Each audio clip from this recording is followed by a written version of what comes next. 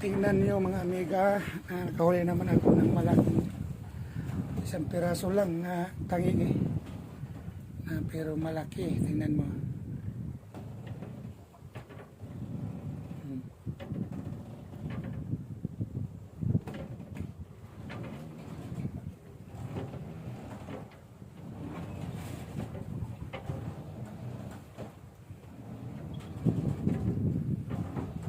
Tingnan mo.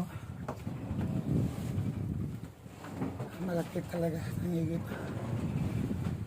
Nahuli ko pag maglingkong na.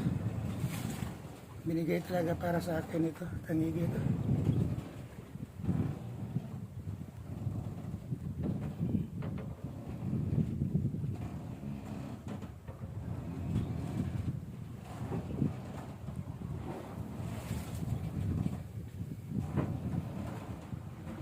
Laki na, di ba? Yan, mga kaibigan ko. Mag alas 4 na kasi ba? Tingnan mo yung mabuti ako.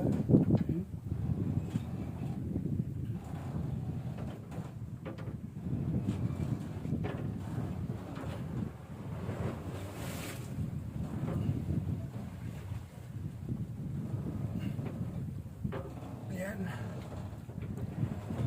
Di ba malaki yan? Tingnan mo. Isang piraso. Pero parang nakahuli rin 5 pirasong tangigi. Maliliit. Malaki talaga ito. Yan na lang mga kaibigan kasi mag-re-ice pa ako sa isda ko. Tingnan mo. Ice ko.